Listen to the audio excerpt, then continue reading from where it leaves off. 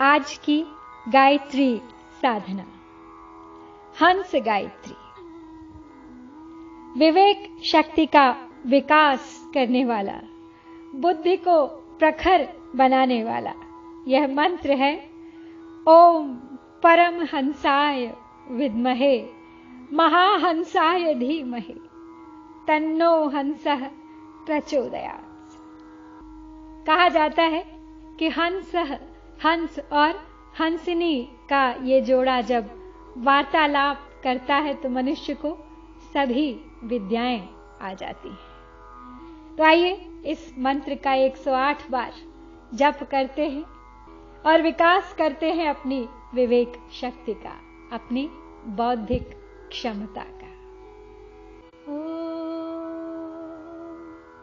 परमहंसाय विद्महे महाहंसाय धीमहि तन्नो हंसः प्रचोदयात्।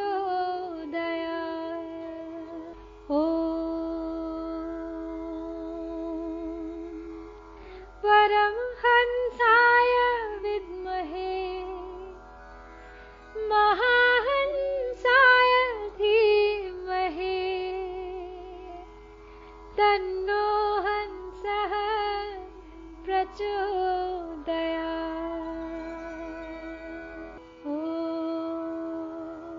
परमहंसाय विद्महे महाहंसाय धीमहि तन्नो हंसः प्रचोदयात्।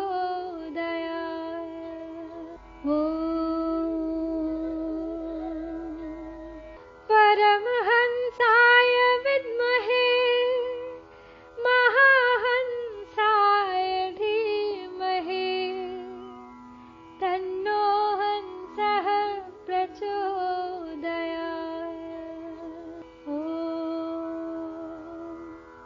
परमहंसाय विद्महे महाहंसाय धीमहि तन्नो हंसः प्रचोदयात्।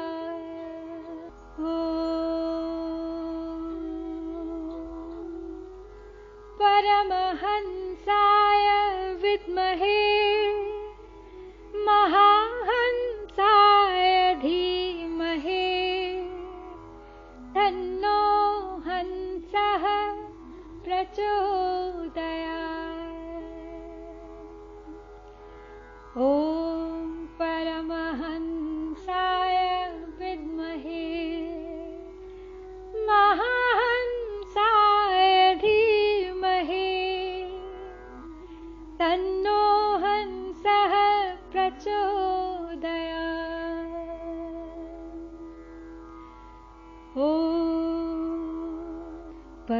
परमहंसाय विद्महे महाहंसाय धीमहि तन्नो हंसः प्रचोदयात्।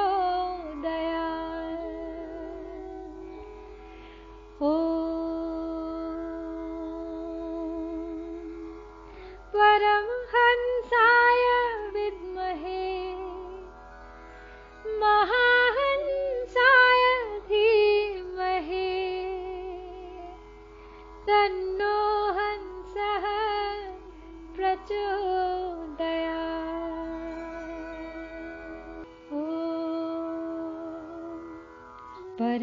परमहंसाय विद्महे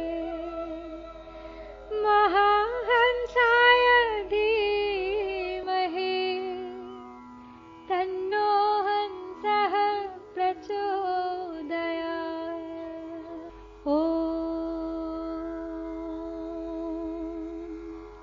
परमहंसाय विद्महे महाहंसाय धीमहि तन्नो हंसः प्रचोदयात्।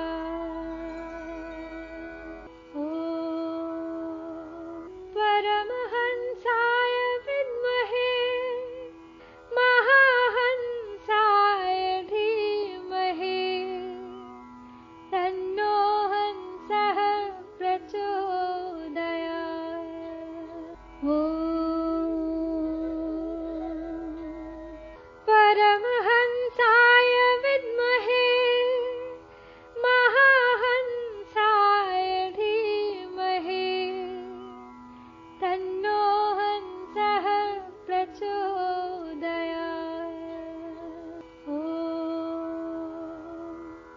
परमहंसाय विद्महे महाहंसाय धीमहि तन्नो हंसः प्रचोदयात्। ॐ परमहंसाय विद्महे महाहंसाय धीमहि तन्नो हंसः प्रचोदयात्। ॐ परमहंसाय विद्महे महाहंसाय धीमहि तन्नो हंसः प्रचोदयात्।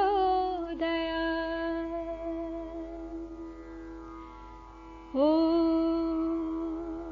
परमहंसाय विद्महे महाहंसाय धीमहि तन्नो हंसः प्रचोदयात्।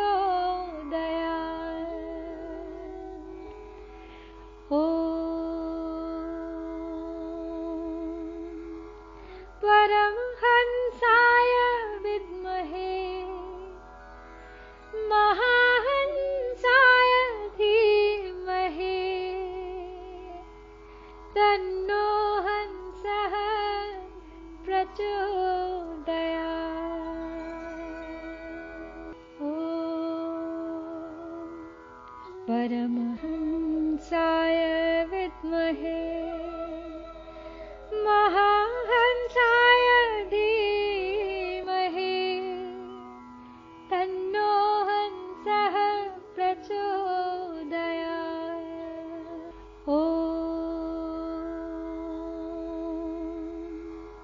परमहंसाय विद्महे महाहंसाय धीमहि तन्नो हंसः प्रचोदयात्। ॐ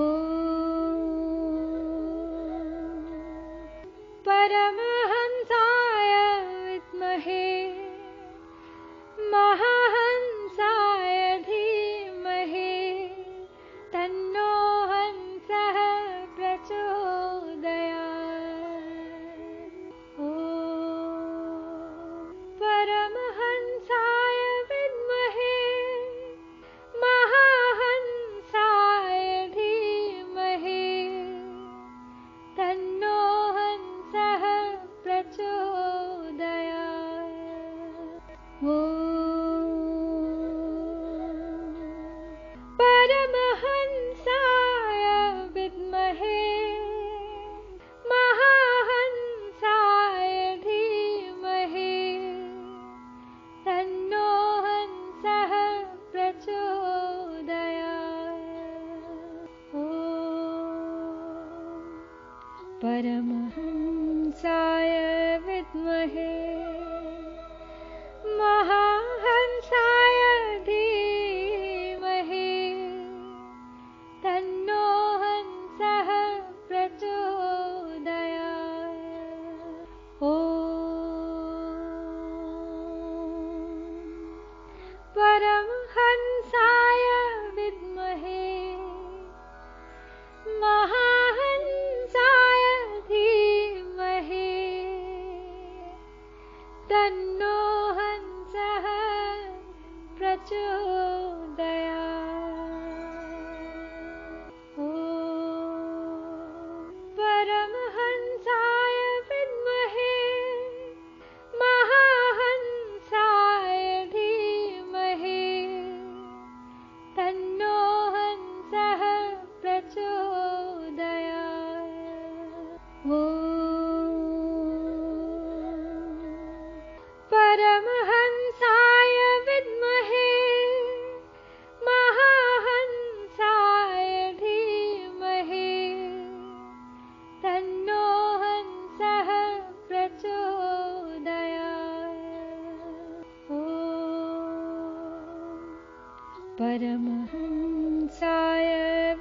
विद्महे महाहंसाय धीमहि तन्नो हंसः प्रचोदयात्। ॐ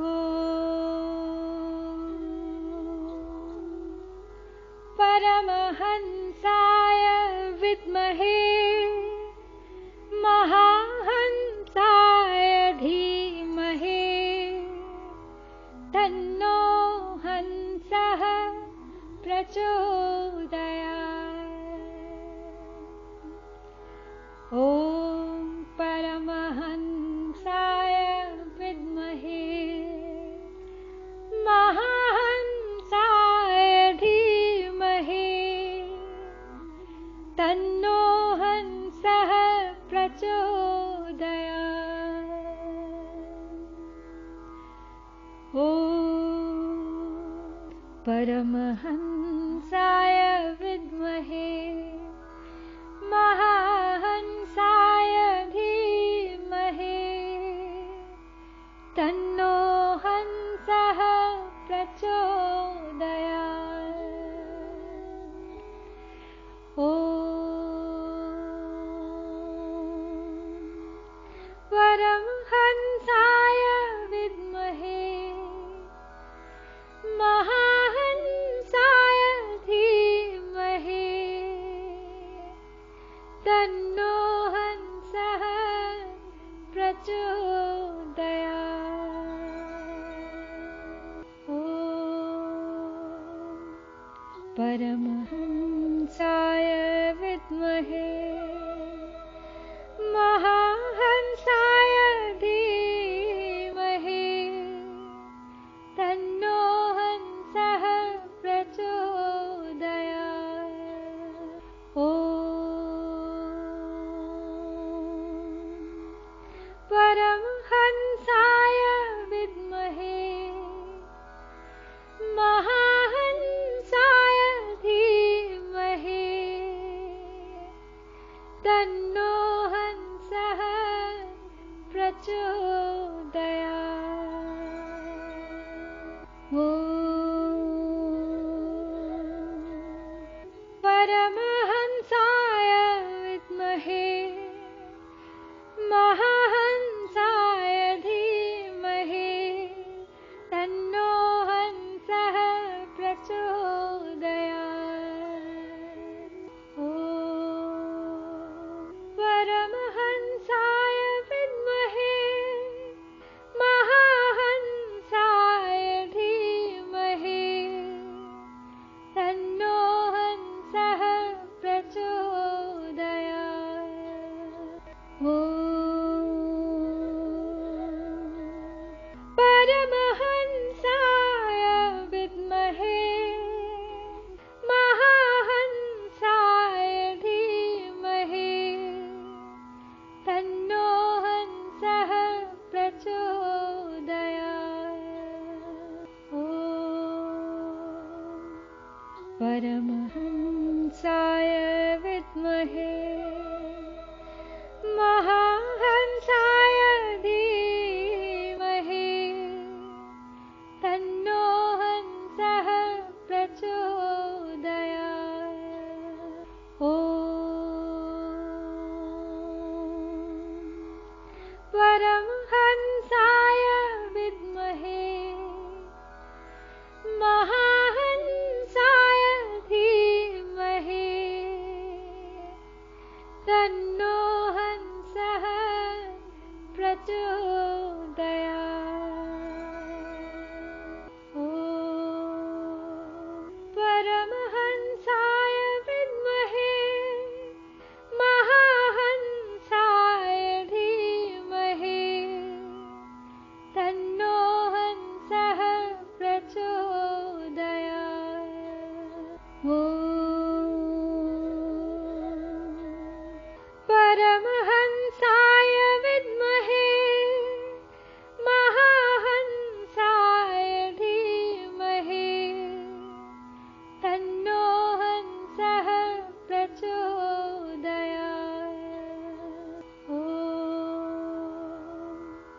परमहंसाय विद्महे महाहंसाय धीमहि तन्नो हंसः प्रचोदयात्। ॐ परमहंसाय विद्महे महाहंसाय धीमहि तन्नो हंसः प्रचोदयात्। ॐ परमहंसाय विद्महे महाहंसाय धीमहि तन्नो हंसः प्रचोदयात्।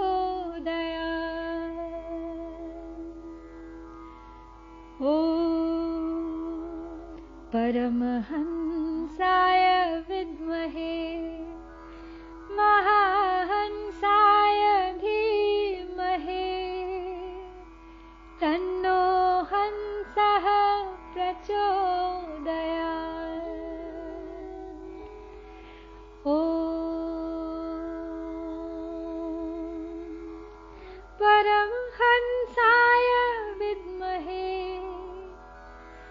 महाहंसाय धीमहि तन्नो हंसः प्रचोदयात्। ॐ परमहंसाय विद्महे महाहंसाय धीमहि तन्नो हंसः प्रचोदयात्। ॐ परमहंसाय विद्महे महाहंसाय धीमहि तन्नो हंसः प्रचोदयात्। ॐ परमहंसाय विद्महे महाहंसाय धीमहि तन्नो हंसः प्रचोदयात्। ॐ परमहंसाय विद्महे महाहंसाय धीमहि तन्नो हंसः प्रचोदयात्। ॐ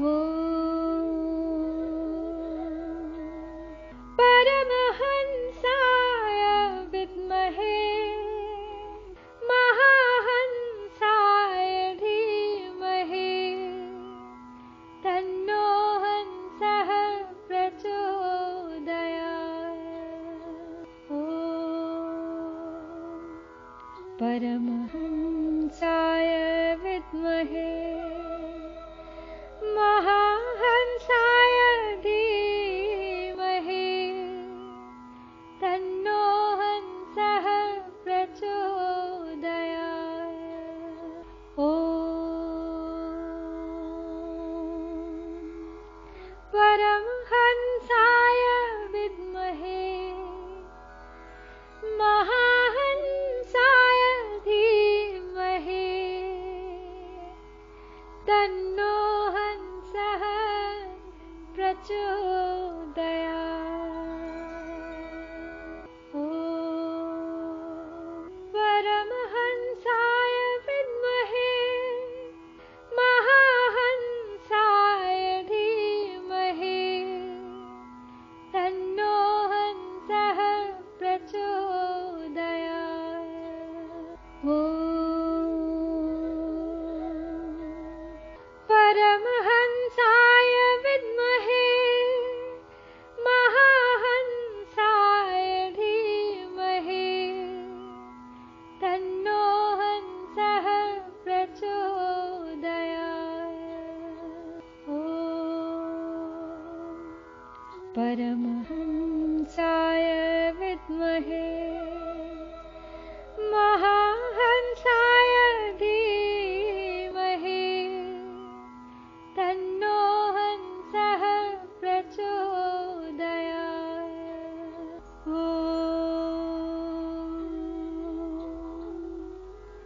परमहंसाय विद्महे महाहंसाय धीमहि तन्नो हंसः प्रचोदयात्। ॐ परमहंसाय विद्महे महाहंसाय धीमहि तन्नो हंसः प्रचोदयात्।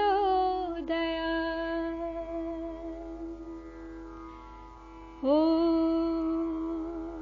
परमहंसाय विद्महे महाहंसाय धीमहि तन्नो हंसः प्रचोदयात्। ॐ परमहंसाय विद्महे महाहंसाय धीमहि तन्नो हंसः प्रचोदयात्। ॐ परमहंसाय विद्महे महाहंसाय धीमहि तन्नो हंसः प्रचोदयात्। ॐ परमहंसाय विद्महे महाहंसाय धीमहि तन्नो हंसः प्रचोदयात्। ॐ परमहंसाय विद्महे महाहंसाय धीमहि तन्नो हंसः प्रचोदयात्। ॐ परमहंसाय विद्महे महाहंसाय धीमहि तन्नो हंसः प्रचोदयात्। ॐ परमहंसाय विद्महे महाहंसाय धीमहि तन्नो हंसः प्रचोदयात्। ॐ परमहंसाय विद्महे महाहंसाय धीमहि तन्नो हंसः प्रचोदयात्। ॐ परमहंसाय विद्महे महाहंसाय धीमहि तन्नो हंसः प्रचोदयात्। ॐ परमहंसाय विद्महे महाहंसाय धीमहि तन्नो हंसः प्रचोदयात्। ॐ परमहंसाय विद्महे महाहंसाय धीमहि तन्नो हंसः प्रचोदयात्। ॐ परमहंसाय विद्महे महाहंसाय धीमहि तन्नो हंसः प्रचोदयात्। ॐ परमहंसाय विद्महे महाहंसाय धीमहि तन्नो हंसः प्रचोदयात्। ॐ परमहंसाय विद्महे महाहंसाय धीमहि तन्नो हंसः प्रचोदयात्।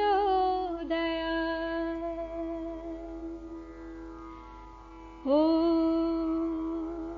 परमहंसाय विद्महे महाहंसाय धीमहि तन्नो हंसः प्रचोदयात्। ॐ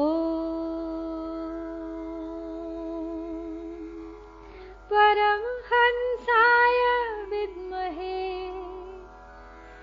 महाहंसाय धीमहि तन्नो हंसः प्रचोदयात्। ॐ परमहंसाय विद्महे महाहंसाय धीमहि तन्नो हंसः प्रचोदयात्। ॐ परमहंसाय विद्महे महाहंसाय धीमहि तन्नो हंसः प्रचोदयात्। ॐ परमहंसाय विद्महे महाहंसाय धीमहि तन्नो हंसः प्रचोदयात्। ॐ परमहंसाय विद्महे महाहंसाय धीमहि तन्नो हंसः प्रचोदयात्। ॐ परमहंसाय विद्महे महाहंसाय धीमहि तन्नो हंसः प्रचोदयात्। ॐ परमहंसाय विद्महे महाहंसाय धीमहि तन्नो हंसः प्रचोदयात्। ॐ परमहंसाय विद्महे महाहंसाय धीमहि तन्नो हंसः प्रचोदयात्। ॐ परमहंसाय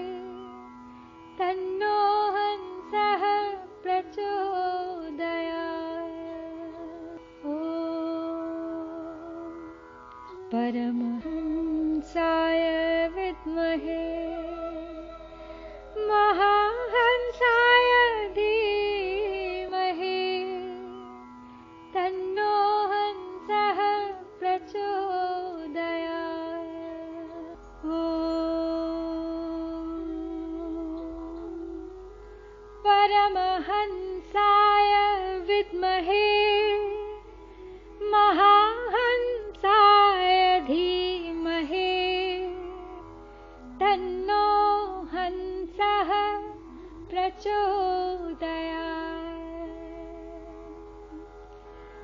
ॐ परमहंसाय विद्महे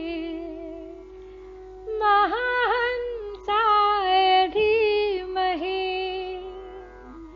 तन्नो हंसः प्रचोदयात्।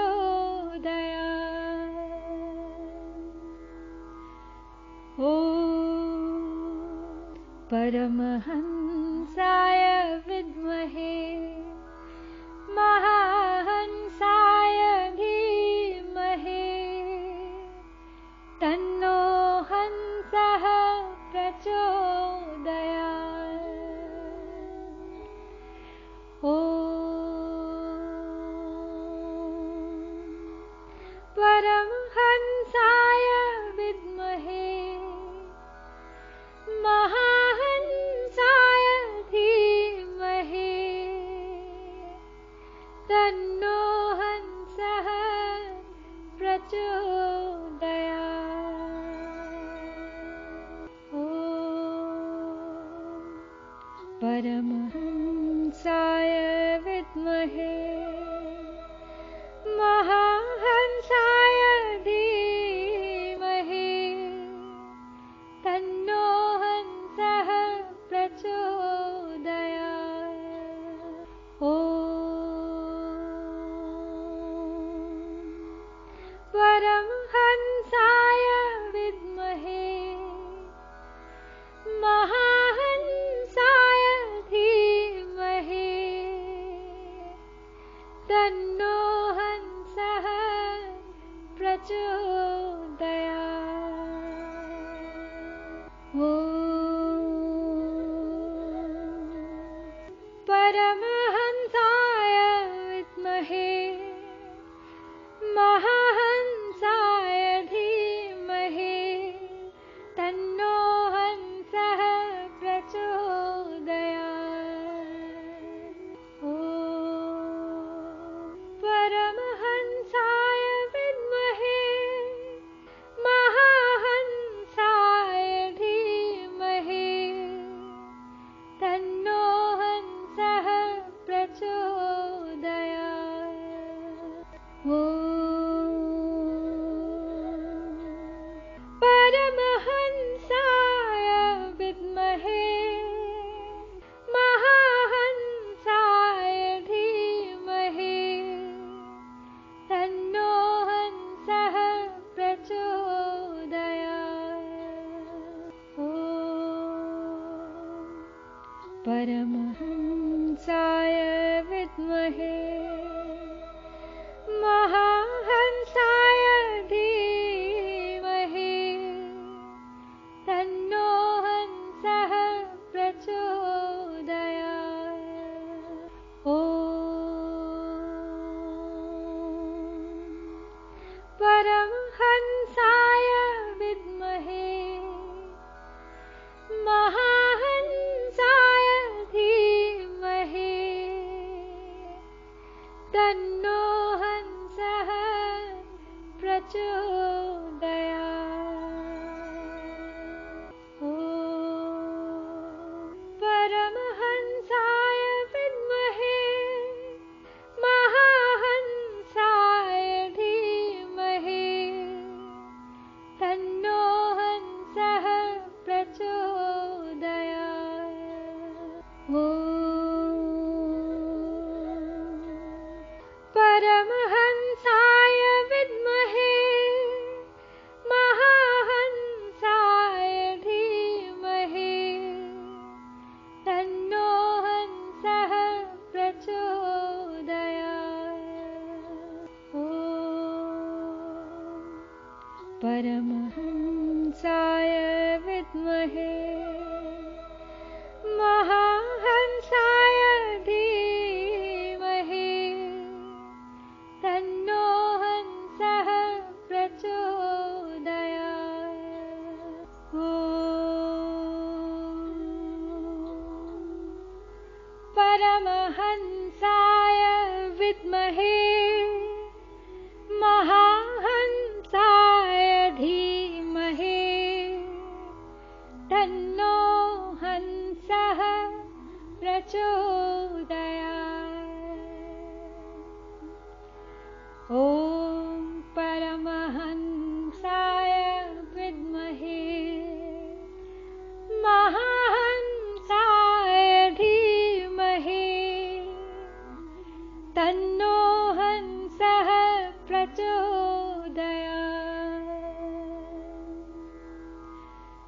ॐ परमहंसाय विद्महे महाहंसाय धीमहि तन्नो हंसः प्रचोदयात्। ॐ परमहंसाय विद्महे महाहंसाय धीमहि तन्नो हंसः प्रचोदयात्। ॐ परमहंसाय विद्महे महाहंसाय धीमहि तन्नो हंसः प्रचोदयात्। ॐ परमहंसाय विद्महे महाहंसाय धीमहि तन्नो हंसः प्रचोदयात्। ॐ परमहंसाय विद्महे महाहंसाय धीमहि तन्नो हंसः प्रचोदयात्। ॐ परमहंसाय विद्महे महाहंसाय धीमहि तन्नो हंसः प्रचोदयात्। ॐ परमहंसाय विद्महे महाहंसाय धीमहि तन्नो हंसः प्रचोदयात्। ॐ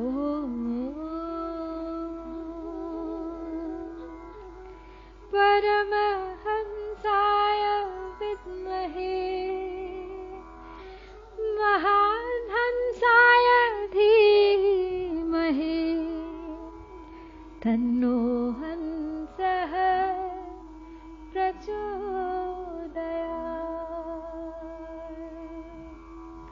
तन्नो हंसः